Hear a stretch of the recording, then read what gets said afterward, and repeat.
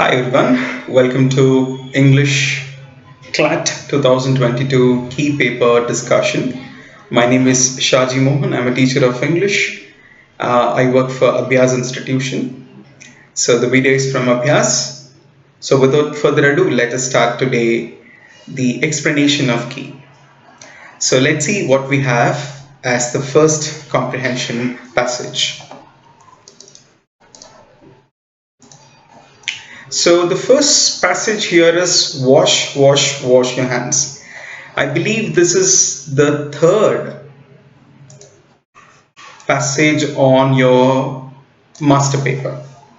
So this should be the third passage on your master paper. Let's discuss about the key. I'm sure you have read this passage, you have understood line by line, word by word. Okay, so we will discuss about the key. Okay, we'll go question by question.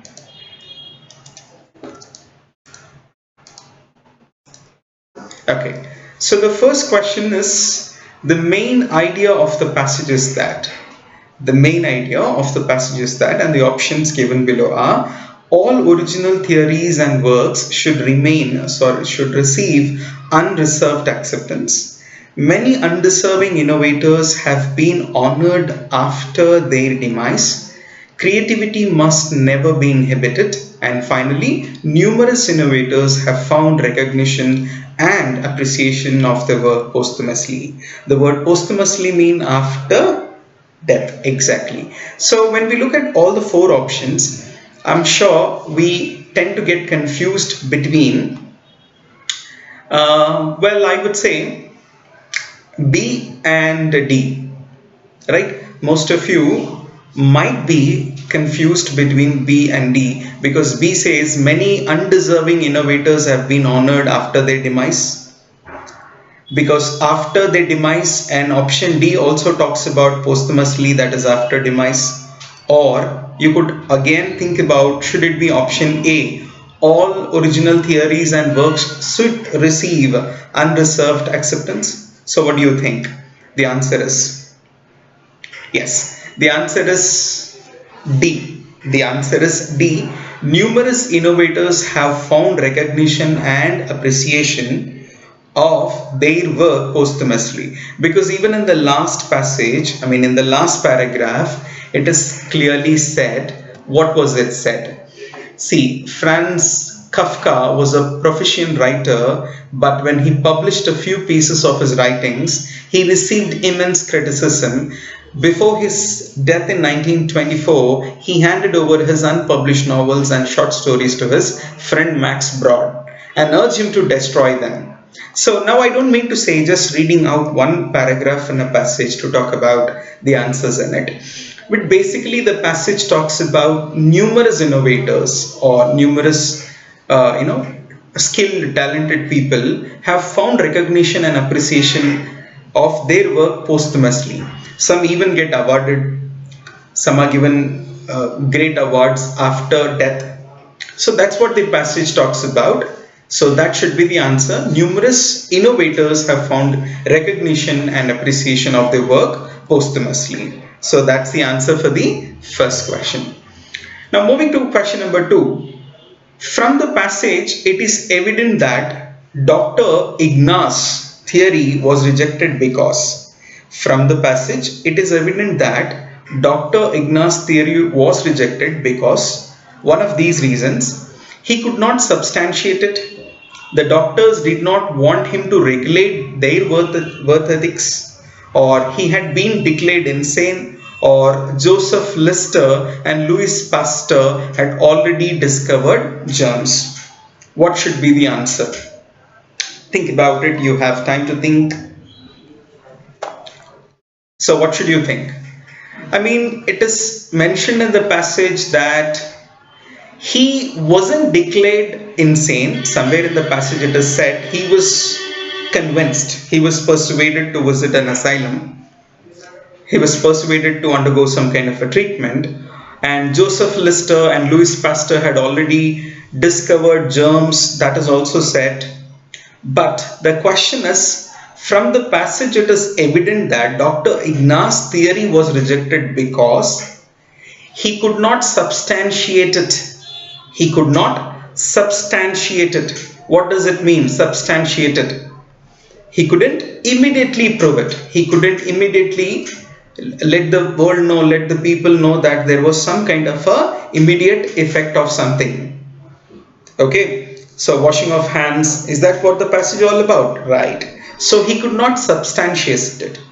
That is the right answer. From the passage it is evident that Dr. Ignaz's theory was rejected because he could not substantiate it. That is the answer. This one is the answer.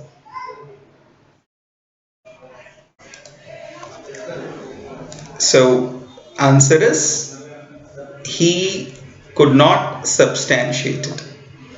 Right. There we are. So I believe we should go to the next question.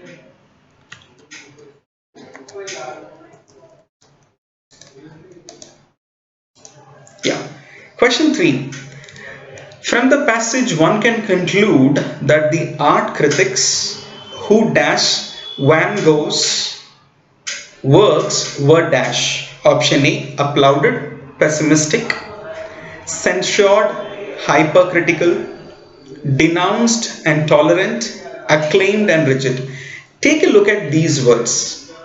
All the four words might sound appropriate to you, or some of them might sound appropriate, but you need to read each option carefully. One sounds positive and one sounds negative here. One is applauded and one is pessimistic, opposite, right? Positive, negative.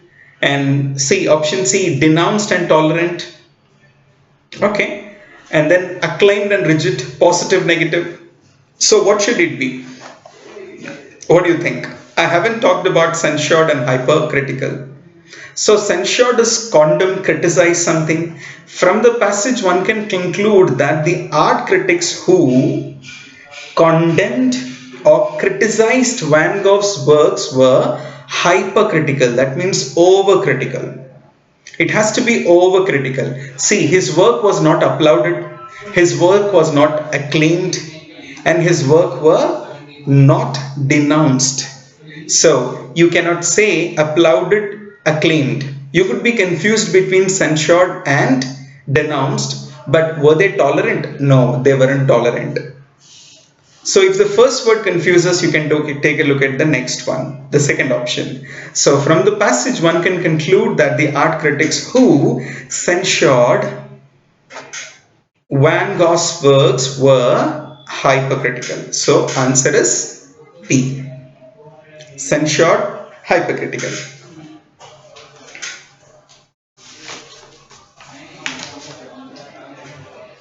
Okay. So I believe we need to move to the next one.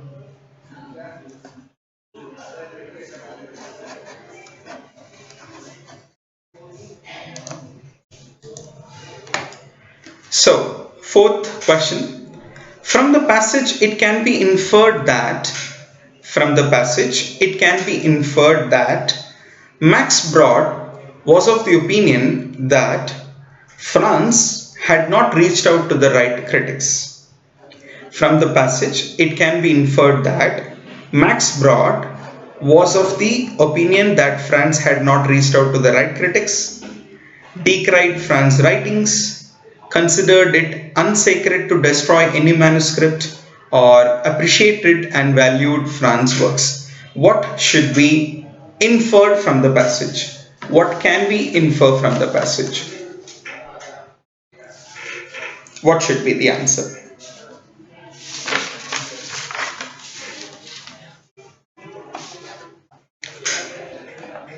Who? From the passage it can be inferred that Max Brod was a person who didn't discard the books. I mean, he didn't destroy them, he didn't burn them. In fact, he believed in the ability of his friend. He got them published. It is clearly said in the last paragraph, right? So what should be the answer? Appreciated and valued France's work, right? Appreciated, option D. From the passage, it can be inferred that. So you infer it. See, had he not valued, had he not appreciated his friend's work, he would have destroyed all the books. He would have burned them. But he didn't do them.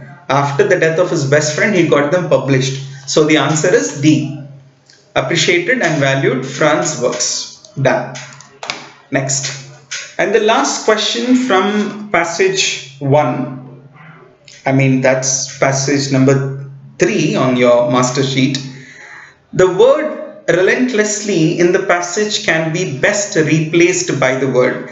Relentlessly can be best replaced by the word. Now you can have a minute to think about it. What could be the answer? Irresolutely, recklessly, unabatedly, or unabashedly. What should be the answer according to you? Relentlessly. So what is it? Unabatedly, right?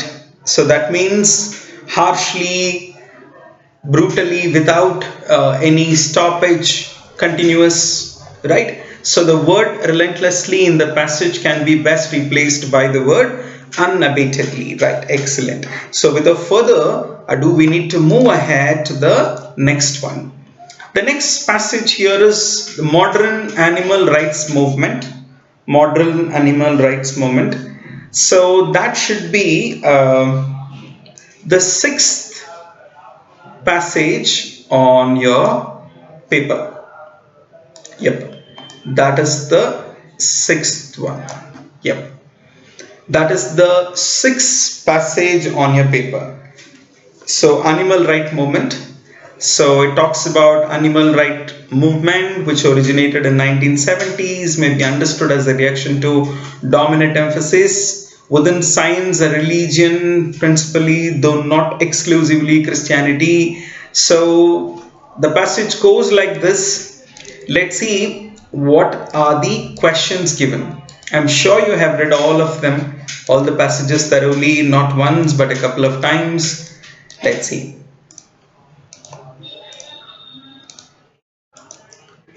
Okay, here we go. Question number 1. Jesuit Joseph Rickaby's articulation on animals may be termed as ecocentric view of animals, anthropocentric view of animals, ethnocentric view of animals, and androcentric view of animals. Now this can be a little tricky question, but not too much to think about it. You could be confused between anthropocentric and, I would say, ecocentric, because the passage does talk about people in general, animals, religion, philosophy and all. But let me tell you, why isn't it option D? It's not option D because andro refers to masculine. So it's not just about masculine. Ethnocentric has something to do with the culture. So it's not about the culture, lifestyle and all. So it can't be ecocentric because it's not just about ecosystem. It's not talking about animal and relation with the nature and how animal affect ecosystem or how animals are a part of ecosystem and all. It talks more about human and relation with animals, or how is this philosophy of animal interaction or humans view on animals and all. So it should be anthropocentric view of animals. So viewing animals as anthropocentric, relevant to human mankind. How is human related to animals? How is this relationship done? So the answer is anthropocentric view of animals. Next. According to the author, how did Christianity contribute to sensitivity or insensitivity of the West towards animals? According to the author, so limit your knowledge only to the author. You may have a different answer. That naturally happens when we tend to discuss, tend to write the answer for passage. We tend to include our own knowledge. We try to add something that we already know. Possibly that happens, but strictly limit it to the passage. According to the author, how did Christianity contribute to insensitivity of the West towards animals? Options are: it denigrated the value of earthly things in comparison with spiritual things. It divided the world into two beings, with and without reason. It propagated as if animals are transient or peripheral in human-centric economy of salvation. So you have a little time to think about and get back to the answer. and animal. Well, yep, are you done? So I'm sure most of you thought option C. It propagated as if animals are transient or peripheral in human-centric economy of evolution. Did we think? Well, it's okay if you thought that option C or option A would be suitable, but I would say all the above. According to the author, how did Christianity contribute to insensitivity of the West towards animals? So all the points are mentioned with and without. Animals, I mean human beings with reason, without reason, animals with reason, without reason, all these points have been added or included in the passage. So option D is the right answer. So option D for question number 7 here. So it's option D. Done. Which of the following is closest to the meaning of the word instrumentalism as used in the passage? Which of the following is closest to the meaning of the word instrumentalism as used in the passage? In the passage, pragmatism, idealism, egalitarianism, or none of the above. You have a minute to think about it.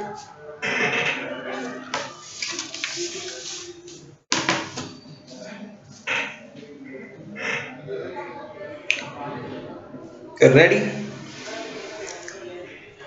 So, idealism can never be the answer because instrumentalism in the passage doesn't talk about anything idealism. And it's not egalitarianism because it doesn't talk about equality, evangelism and all. None of them. So it's not pragmatism. So why isn't it idealism, egalitarianism or pragmatism? Because here in this context, the author doesn't use them to refer to these ideas or these concepts. So which of the following is closest to the meaning of instrumentalism doesn't suit any of the options here. So the answer is none of the above. Moving next. Which of the following is not true in the context of the passage? Which of the following is not true in the context of the passage? And we have 4 options again. Western philosophy and science are both under the influence of religion. Western philosophical views on animals have been influenced by religious notions about them. Western religious notions on animals have justified subjection of animals to scientific experiment. Some of the animals have been influenced by religious notions about them. So which of the following is not true in the context of the passage? Not true. So what is not true? Yep. Western philosophy and science are both under the influence of religion.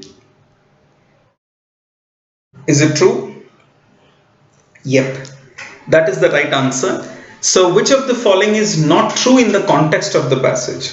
The passage has a lot to deal with philosophical views of animals and the influence of religion on mankind or influence of religion on animals as well. So option A should be the most appropriate one. Western philosophy and science are both under the influence of religion. Not true according to the passage. That's what we have to address it here. Next. It may be inferred from René Descartes' view that it is as irrational to assume that animals have awareness and some mental capacities. Animals are both automata and they can act mechanically. Both the things, option A and B are clearly mentioned and said in passage. So answer is option D. A and B both are said. It is said. Or animals are automata or they act mechanically. It is irrational to assume that animals have awareness and some mental capabilities or capacities. Okay, as it is said in the passage, so it has to be option D. Option D, it's both A and B. Moving to the next one, we have passage as a 6-year-old. Now 6-year-old is the second, it is the second in your master paper, the second passage in your master paper. Okay, a passage that is comparatively easier than the other. It starts like, as a 6-year-old child beggar, Saru slept off in a stationary train in Khandwa, Madhya Pradesh. However, when he woke up, he found himself an empty compartment of a train thundering towards Kolkata, where he spent a couple of weeks and all. So the passage goes like that. Okay. Let's go to the options.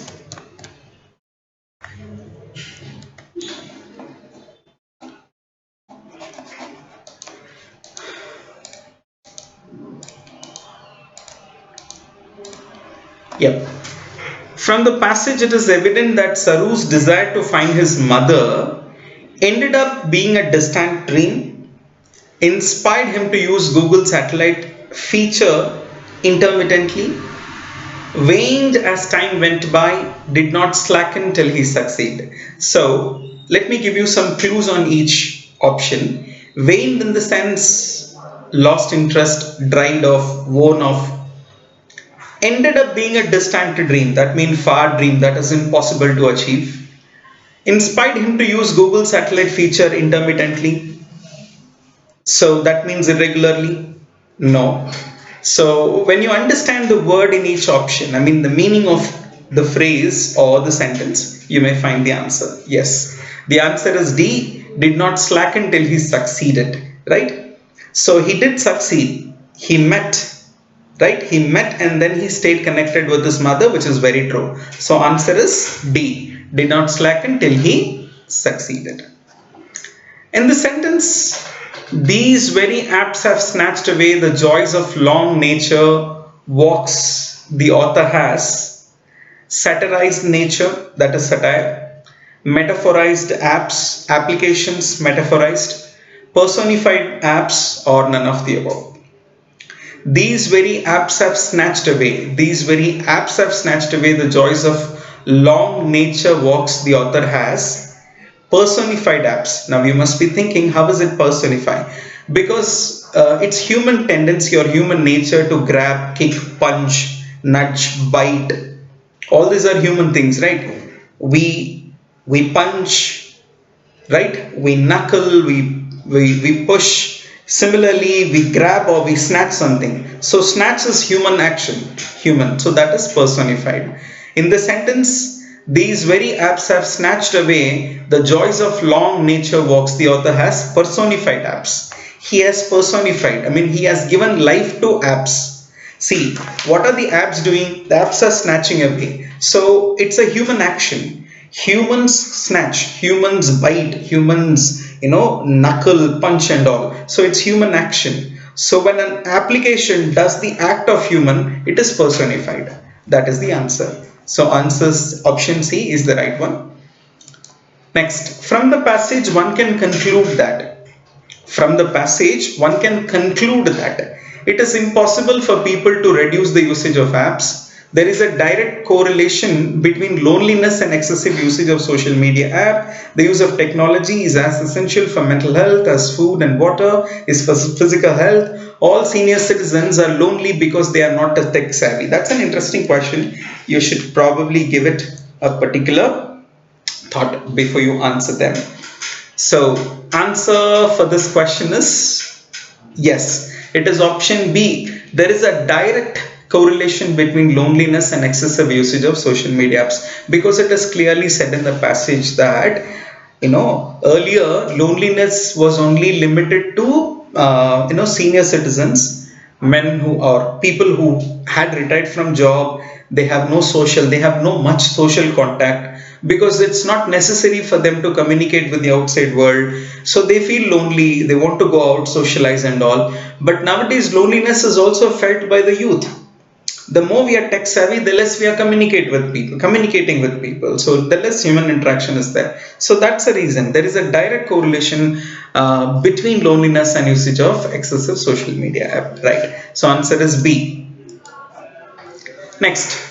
From the passage, it can be inferred that presently in many educational institutions, from the passage, it can be inferred that presently in many educational institutions, number of teachers who pass the buck to psychologists is on the rise. Special emphasis is being laid on mental health and emotional health of students. Usage of educational apps is being discouraged significantly. All the students feel the need to be counseled by psychologists, because all can't be possible, because not all students go to psychologists. We can do away with option D. And talking about the usage of educational app is being discouraged significantly, which is not true. So option C also goes there. You need to choose between option A and option B. Number of teachers who pass the buck to psychologists is on the rise, or special emphasis is being laid on mental health and emotional health of the students. So what do you think? Take your time and get back to us. Answer? Yes. It is answer B. Special emphasis is being laid on mental and emotional health of the students, because the passage does talk about in most of the educational institutions, psychologists are employed and students are literally, counseled by the psychologists. It's a very misunderstanding, it's a misconception that people who go to psychologists or people who seek the help from psychologists are mentally disabled, which is not true. We all need assistance in human life at one point or time. So the answer is B. Next, last one. Last in passage 3. In the concluding paragraph of the given passage, the writer's tone can be best described as, in the concluding paragraph, it is concluding paragraph, not the first paragraph, not the second paragraph. In the concluding paragraph, the author clearly says it is not too late, we still have time to fix things. So the author is optimistic, right? He's not apologetic. He could be apologetic in the earlier paragraphs, and he may also lose hope in some other paragraph. He might have literally meant it. He wasn't appreciating anything. So in the last paragraph, he is optimistic. He's positive. He still believes that it's not too late to fix things. So the answer is A, optimistic. We have just seen 3 passages wonderfully. Let's move to the next one. The next paragraph is the fact that yes, Jaya in her monstrous avatar, Jaya. So this should be, this should be the 5th. This should be the 5th passage on your paper. This should be the 5th passage on your paper. So the fact that Jaya in her monstrous avatar decided to distribute fossil fuels very unevenly across the earth has been central to the emergence of the world's current geopolitical order. Well, we have seen this.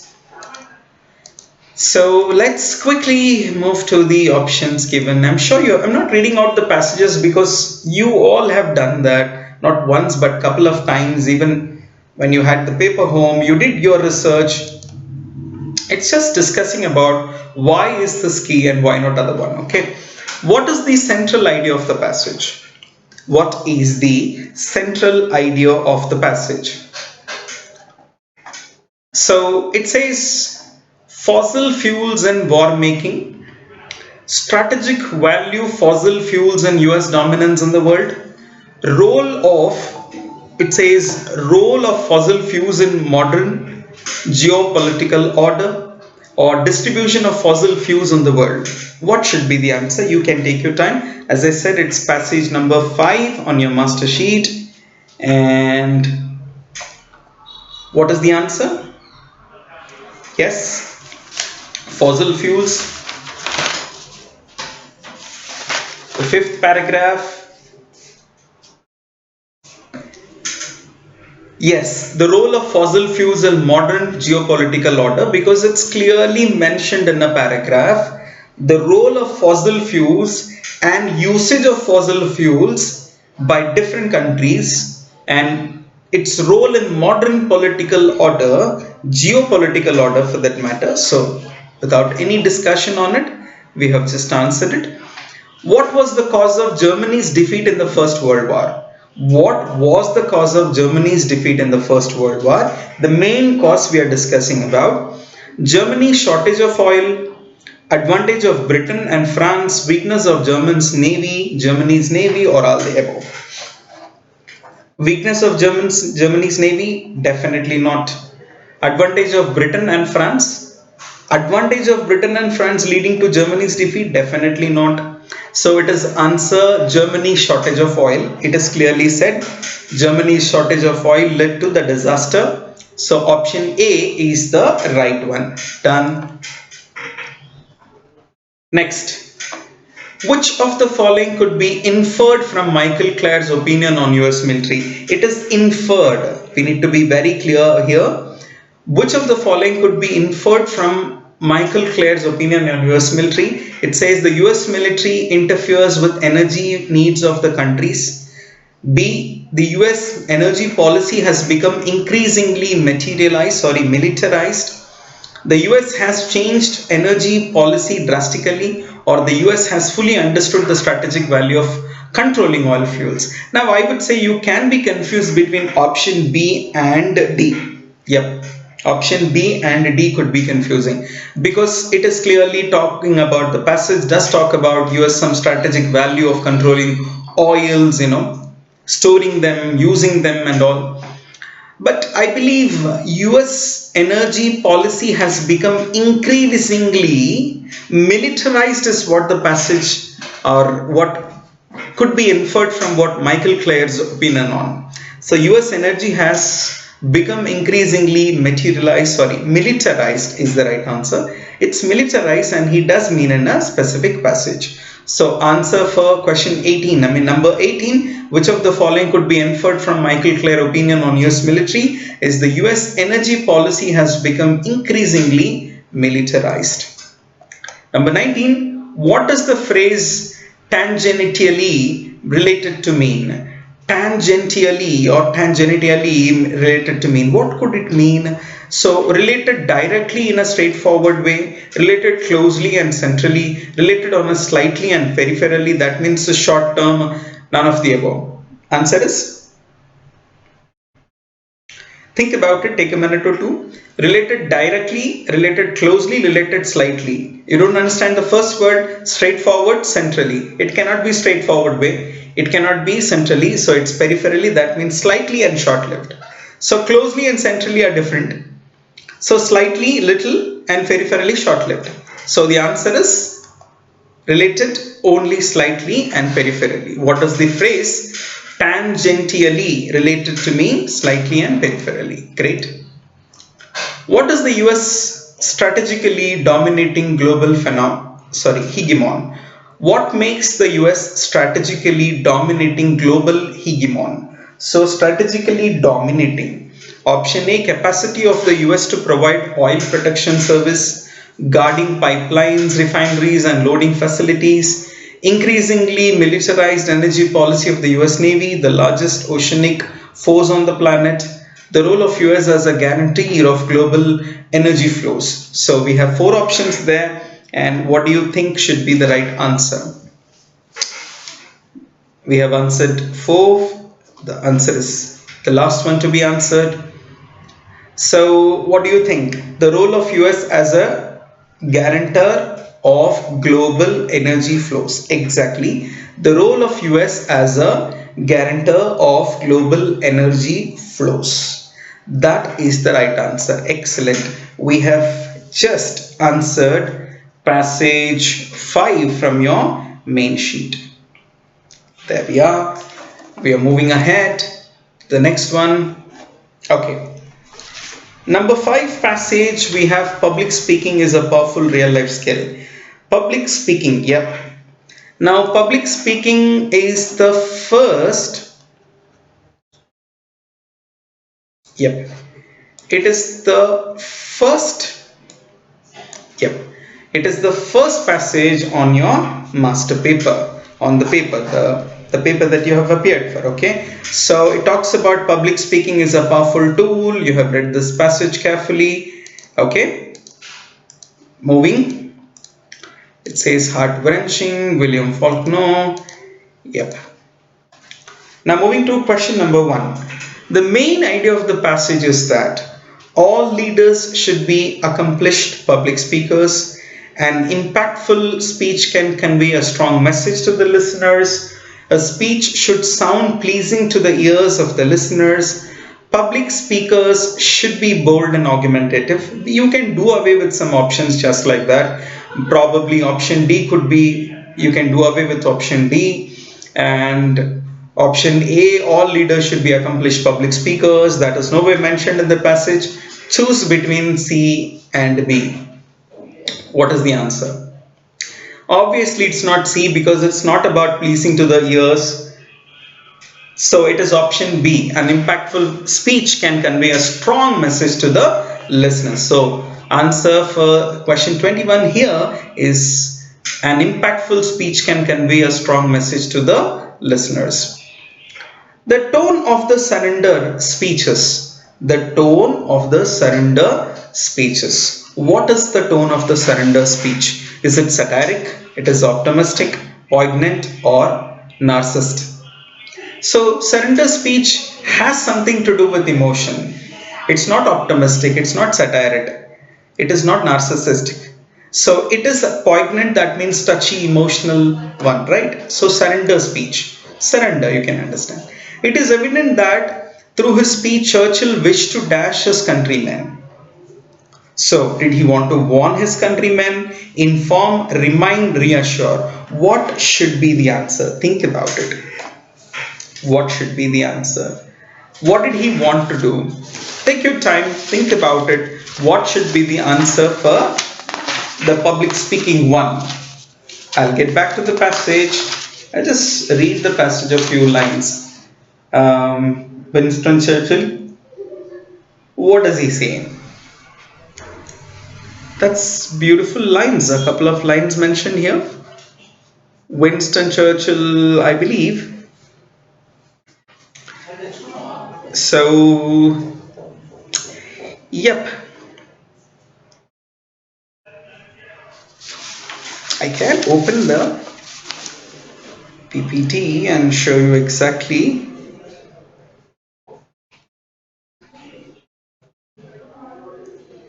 what does he want to resurrect in.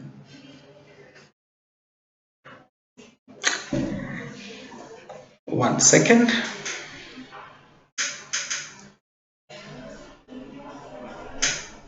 Yep. So what does Winston Churchill want to resurrect? What does Winston Churchill wanted his people to do? Did he inform about the challenges that arise in a war-torn country, or did he warn against the futility of war, remind how their endeavors to fight against the Nazi rule had failed miserably, or reassure that they would come back fiercely against their enemy under all circumstances? So what's the answer? Yes, it's option D, reassure that they would combat fiercely against their enemy under all circumstances. Why would Winston Churchill, remind them of the consequences of something, remind them of that they had failed miserably, warn people of their war, or inform about the challenges? It should be to vigor their energy levels. So it is reassure that they would combat fiercely against their enemy under all circumstances. Answer is B. Which one of the following is least likely to be used to describe Churchill? So which one of the following is least likely, not most likely, least likely used to describe Churchill? Resolute, undaunted, complacent, or unwavering? What do you think your answer is? So public speaking, Winston Churchill. So let's see Winston Churchill. How do we describe him? So how do you describe him? Winston Churchill's? Which of the following? So is it resolute, undaunted, complacent, unwavering. Well, without a doubt, I go ahead or I go with, what do you think? Complacent? Right answer. It cannot be unwavering, it can't be undaunted, it cannot be resolute, so it has to be complacent. Great. In the sentence, the poet's voice need not merely be the record of man, it can be one of the props, the pillars to help him endure and prevail. Faulkner has used dash to convey the power of a poet's writings. Is it a metaphor? Is it a simile? Or is it onomatopoeia? Or is it a transferred epithet? So what should be it? In the above sentence, the poet's voice need not merely be the record of man, it can be one of the props, the pillars to help him endure and prevail. Faulkner has used dash to convey the power of poet's writings. Yep. So, public speaking, what is it? The poet's voice need not merely be the record of man, it can be one of the props, the pillars of him, of the pillars to help him endure and prevail. Faulkner has used. So is it a simile? Like as no, onomatopoeia? No, a transferred epithet or a metaphor? You have your time to think. We'll get back. So the answer is yes, it's a metaphor. Brilliant one. It's a metaphor. Now, moving to our last passage. So, this is cryptocurrency. I believe this is passage 4 on the main sheet.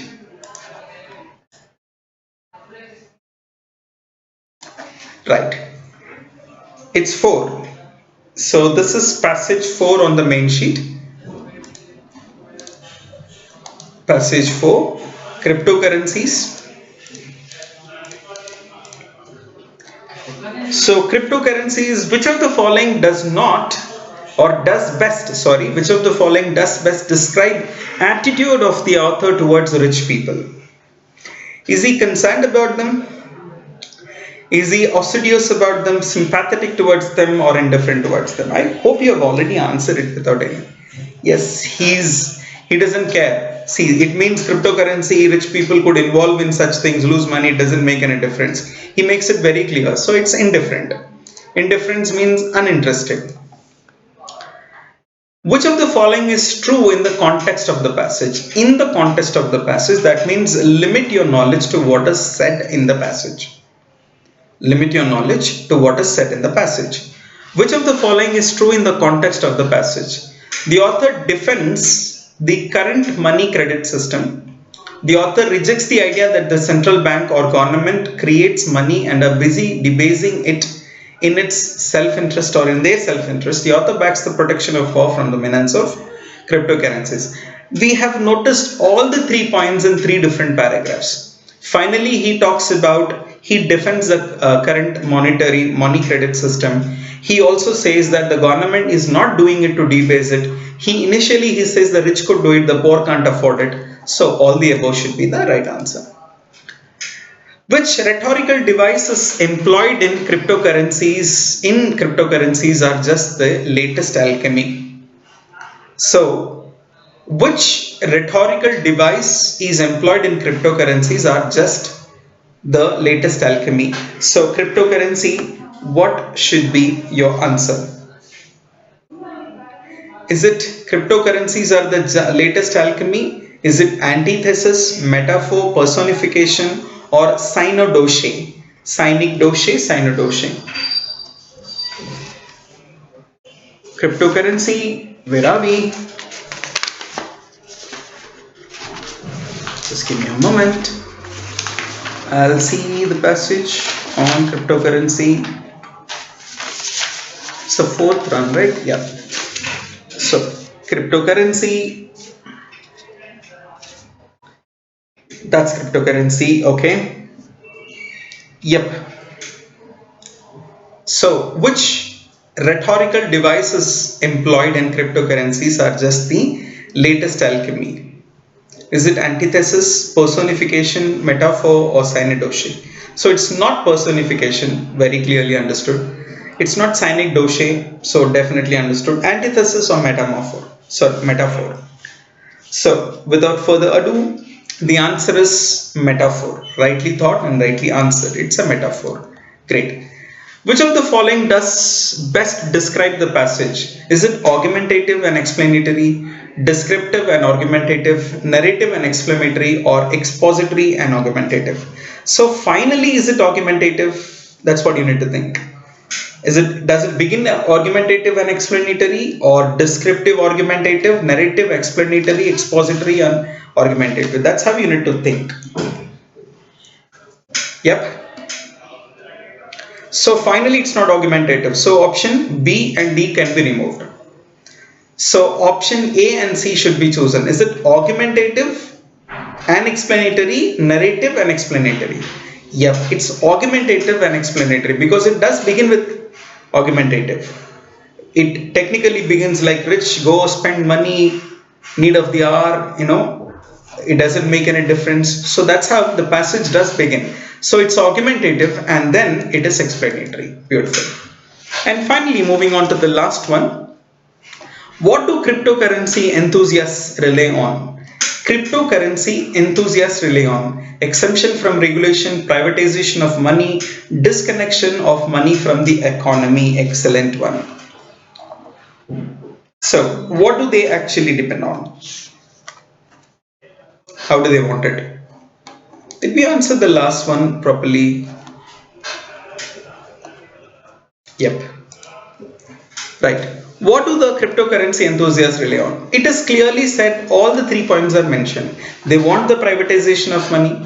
They want exception from regulations. They want disconnection from money from the economy. They want all the above. So option D should be the suitable one. Okay. Now that we are done with the key discussion for the English paper.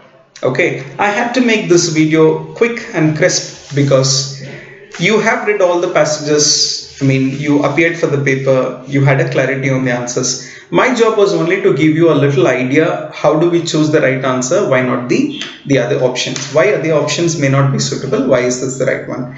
So it was a pleasure teaching you. Thank you so much. This is Shaji Mohan from Abhyaas. Thank you.